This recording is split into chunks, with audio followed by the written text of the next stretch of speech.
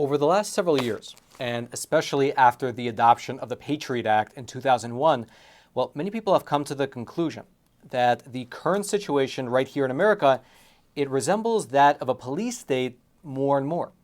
Unlike what the founding fathers of this country had imagined, it appears that the federal government has been ballooning and increasing in size and giving itself the ability to both monitor and control the American citizens more and more every single year. And so, whether it's controlling what you and I can and cannot say through their partnerships with social media companies, whether it's things like the NSA spy program, which allows for the actual warrantless surveillance of Americans, or the corollary abuse of the FISA spy warrant system, which allows for government officials to effectively spy on American citizens, whether it's the FBI allocating their precious resources to track down parents who happen to speak up at school board meetings, whether it's these domestic terrorist plots which get foiled only to later be revealed that they were actually just cases of government entrapment, or whether it's these federal bureaucrats within the intelligence agencies going ahead and influencing American elections, well, all these seemingly disparate examples, they reinforce the idea that if we're not already living in a police state, we are perhaps well on our way. And so, with that as the general background, a new film has just been released exposing exactly this problem. It's called Police State, and essentially, it serves as a wake-up call exposing the threat to the American way of life. And I was fortunate enough to have the opportunity to sit down and speak with Mr. Dinesh D'Souza. He is the director of the film, and we had a phenomenal and far-reaching discussion about not only what he was able to uncover throughout the course of his investigation, which ultimately culminated in the film, but also what the truth is like behind the scenes at these agencies, and also what can actually be done to turn back the tide. It was a phenomenal discussion that I hope you'll enjoy. And so take a super quick moment to smash those like and subscribe buttons and take a listen. Dinesh, thank you so much for joining us.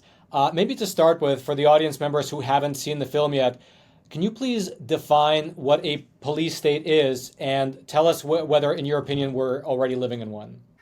A good way to define a police state is simply to look at police states around the world. I think obviously of North Korea, China, Iran, the old Soviet Union, and ask what are the characteristics or traits that these countries, these states have in common. Well, they have mass surveillance of the citizens. They have systematic censorship.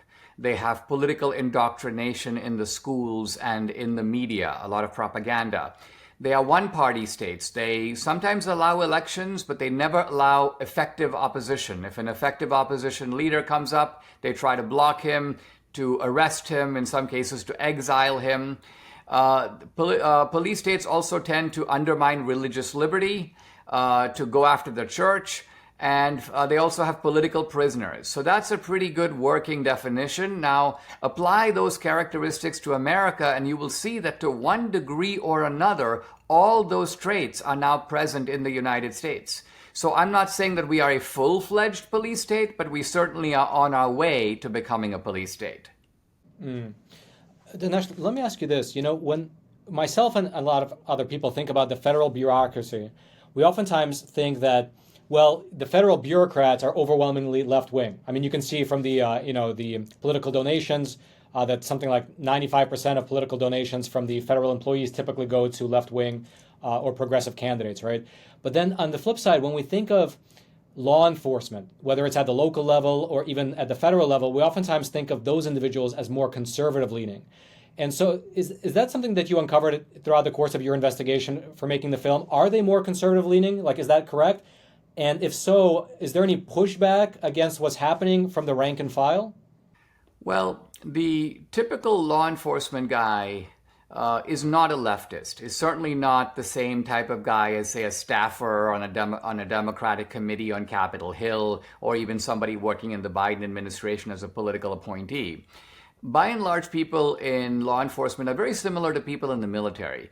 They tend to be people who go by the book. They've been trained all their life to sort of be company men, organization men, to follow instructions, to do what they're told, to sort of rise within the system and within the hierarchy. So their conservatism is not so much ideological, it's operational. And I think the police state, the problem with this is that if you are able to corrupt the system, corrupt the leadership, have strategic people who are giving you bad instructions, saying, for example, to an FBI agent, hey, look, our focus now is not, for example, on MS-13 and its child trafficking operation. We're now focusing on the subversives, the sort of domestic extremists who are the kind of people who went to the Capitol on January 6th. So here's a grandmother, she's 70 years old, but don't really worry about what she did. Your job is to bust into her apartment, grab her, twist her arms behind her back, arrest her. If she resists, pull her down the stairs, pull her into the street if necessary, let her neighbors gawk at her, and we'll let the courts figure out her real level of guilt or innocence. So you see how, by and large, a good guy who's an FBI guy, he has a family, he has a normal house,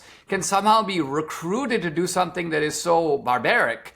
But it's because the police state has ways of making good people do very bad things. That story you just told, was that a real story that you came across in your investigation? It mirrors many. So we have, for example, 2 or 3 very emotionally powerful profiles of political prisoners from January 6th. But we also show a lot of other ordinary people who are just going about their lives, and they're involved in some civic matter or the other. They might be involved, for example, as parents concerned about what their kids are being taught, or maybe they're pro-life activists, or maybe in some cases just some guy who went down to Washington, D.C. around January 6th, but wasn't even involved in the events of January 6th, and is still nevertheless on a kind of suspected terrorism watch list. So the problem with police states is they become very bureaucratic, very stupid. They don't try ultimately to distinguish between even the guilty and the innocent. They become ultimately a machine for subjugating people and reducing them to a certain kind of servitude. All right, let's just pause here for a super quick moment so that I can introduce the sponsor of today's episode. Did you know that 91% of all cyber attacks begin with the victim receiving a simple email? And also, did you know that these big tech companies, as well as the governments of many different nations, are spying on your online activity? And so the time to protect yourself is right now. And the best company to use is the sponsor of today's episode, Secure. They have 3 different solutions for safeguarding your data and all of your online communications. You have Secure Mail, which allows for truly secure communication with anyone you interact with via email. You have Secure Messenger, which guarantees that your chat messages stay private. And then you have Secure VPN, which encrypts all of your internet traffic, and it helps to protect your online activity and your digital identity from IP hackers. And the best part is that unlike many of the other companies, Secure has their own proprietary technology, and they do all their hosting over in Switzerland, which has some of the strictest data privacy laws in the entire world. Basically, if you want your data to be truly private and safe from both bad actors as well as from governments, although sometimes they're one and the same, you should check out Secure. And best of all, right now they're running a special promo. To our viewers, if you use promo code Roman20, you can save 20% off all their services for the next 5 years. So check them out. The link will be down in the description box below. Use promo code Roman20 to save some money. And let's head on back to the studio. Dinesh, in your film, you discussed how one of the largest pushes of this country towards a police state was the implementation of the Patriot Act, which of course came on the heels of 9/11, right? And now we're in a situation in 2023, starting just a few weeks ago, with the war between Israel and Hamas. The director of the FBI recently came out and said that all police chiefs around the country should be on high alert for increased activity, potential terrorist warnings. And of course, the open southern border sort of adds to that. I'll ask you 2 questions. The first is, do you think that resources have been shifted away from terrorism towards more like domestic threats, like parents, political enemies, such that it might actually weaken the response towards a terrorism attack by the FBI? Do you believe that's the case? Without a doubt, and it's not so much that I am conjecturing that is the case. The FBI director, Christopher Wray, has gone before Congress and said our top priority is domestic terrorism and domestic extremism. We think that, for example, white supremacy poses a greater threat than any other threat to the country today. So there is a open profession on the part of police agencies of government that they are moving toward a domestic focus, and toward a focus really on the political opponents of the Biden regime. So it's not too surprising to me that they completely missed this Hamas attack. I mean, just think about the magnitude of 1,000 people being able to get past it's an Israel intelligence failure to be sure, but it's also a U.S. intelligence failure. And I think that the latter is due to radically misplaced priorities. And if that premise is true and these misplaced priorities potentially leave a gap for something, I would hate to say it, but something similar that happened in Israel to happen in the States, where there's a surprise terrorist attack. Could just be a lone actor, could be a small group. Would that justify Patriot Act 2.0? I can imagine a scenario where there's a terrorist attack. All the media would overwhelmingly begin to question why, how did we miss this? How did the intelligence services miss this? There would be a large, hoopla about it. And the end result, I can easily imagine, being to give more money and more power to these agencies, not to investigate them for their failure, but to instead just give them more authority. Do you envision that being the case? And if so, is there any way to avoid it? Well, I mean, I think that there is a danger of what you say. But on the other hand, if there was a terrorist attack, let's just say by Hamas in America, this would cause a problem for the left. The reason it causes a problem is that the immediate target would be, of course, American Muslims. In other words, how did Hamas establish these cells? Who are these people and where do they live and so on? So for the left, remember, the left was actually very aggressive in defending the civil liberties of Muslims in the aftermath of 9/11. And to some degree, they were correct.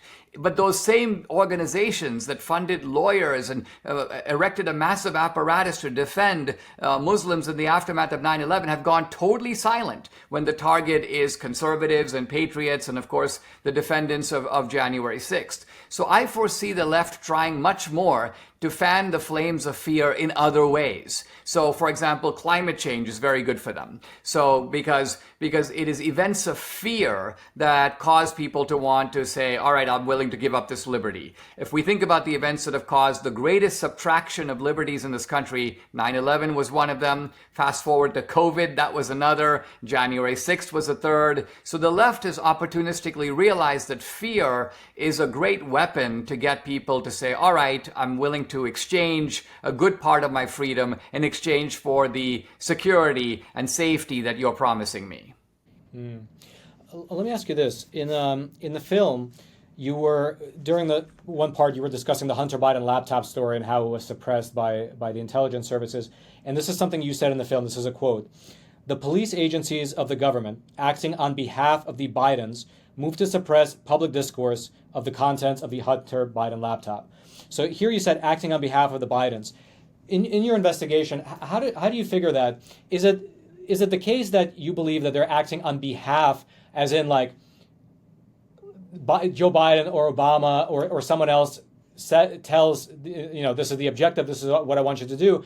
Or is it just kind of a coalescing sort of ideology that drives everyone in the same direction, and looking outside, it sort of seems like it's being directed, but it could not be. It could just be a bunch of different people who are driven by the same ideology moving towards a common goal. Which of the two? No, I actually am referring to things in a very specific way. The police agencies of the U.S. government are part of the executive branch. They are, it is true, funded by Congress, but they answer to Biden. I mean, who does Merrick Garland work for? He works for Biden.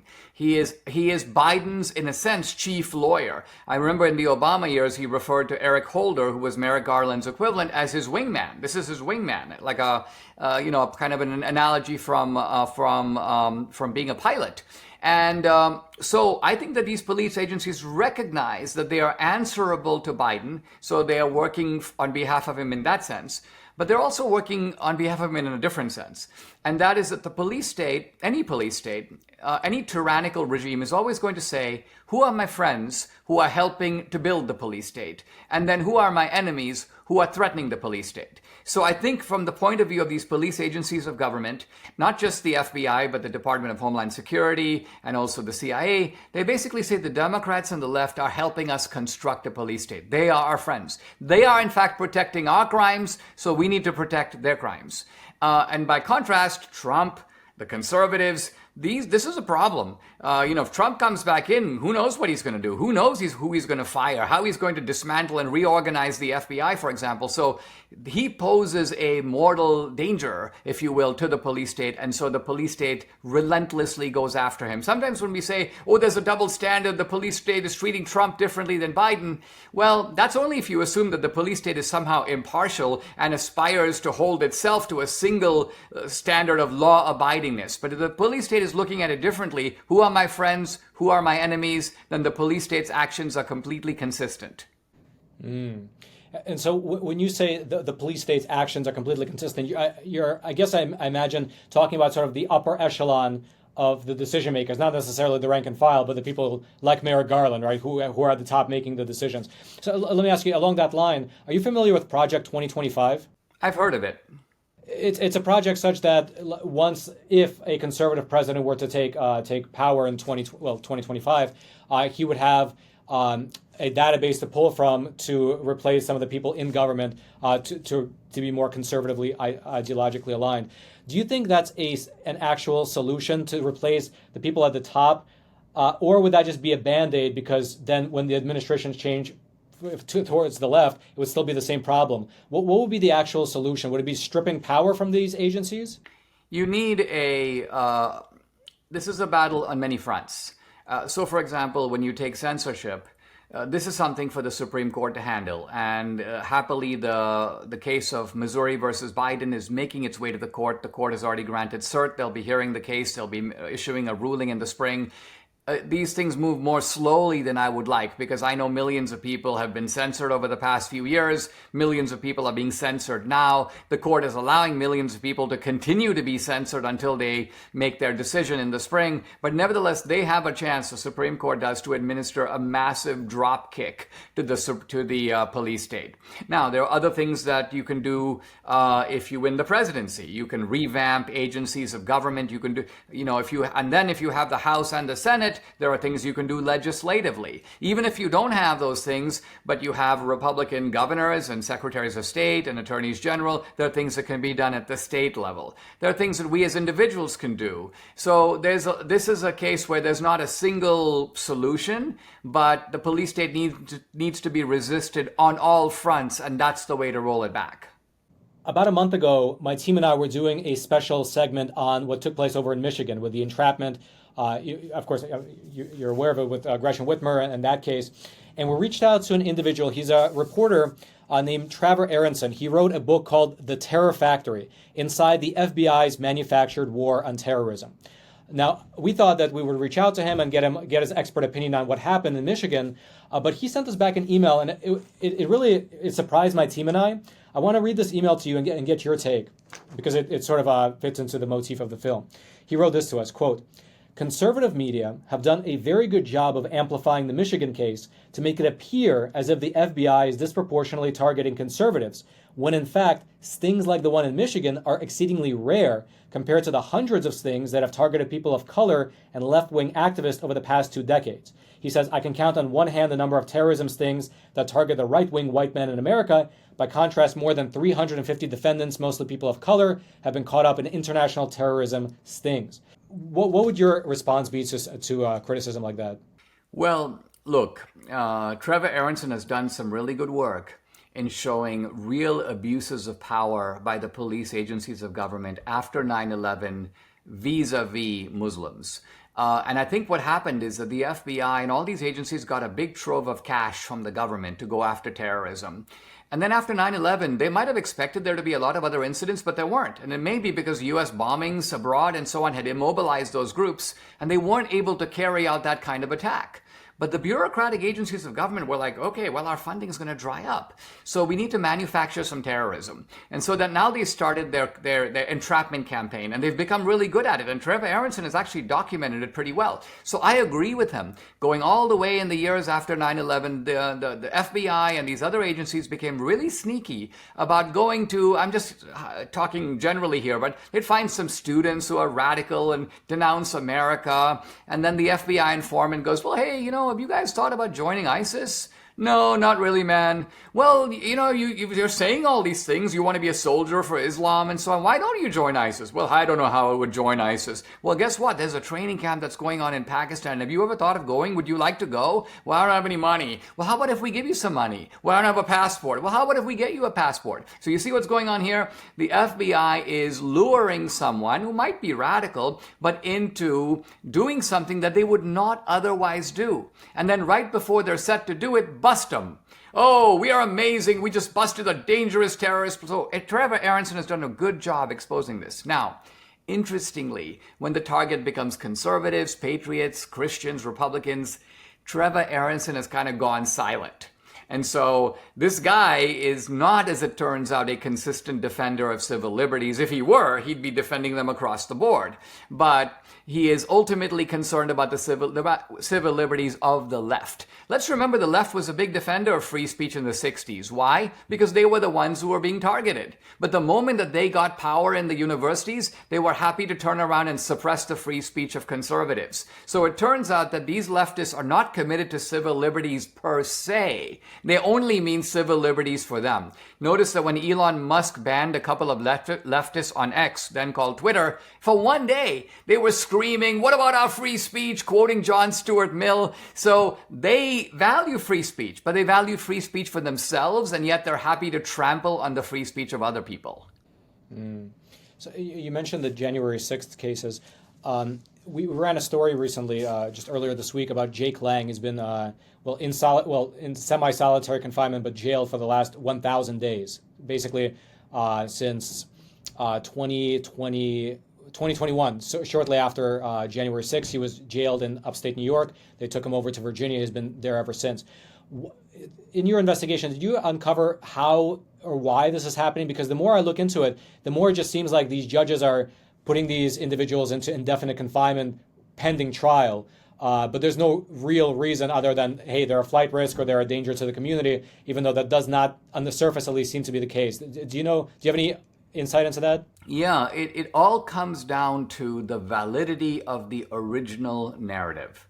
If January 6th was truly a kind of insurrection to overthrow the government, then these are dangerous insurrectionists, including, by the way, someone who strolled in the Capitol for 5 minutes, didn't harm anything, didn't do even a graffiti, was there while officers were present and left without harming anyone. Even that guy is part of this insurrection. So then judges look at that and go, well, I'm looking at an insurrectionist. Well, how can I let that guy go home to his family? Who knows what he's going to be plotting? He might be concocting the next insurrection right now, for all I know. Now, to you and me and in a normal frame of mind, this is like a form of lunacy. That is actually not a correct judgment. That is not who that guy is. That is not why he went to Washington, D.C. That's not even why he found himself in the Capitol. So there's a driving falsehood that has to be attacked. And that's really what the movie does, is it doesn't try to parse. If you accept the assumption, then the individual cases all fall into line. You have to attack the root assumption. And that's what the movie does. It really asks, what is the true meaning of January 6th?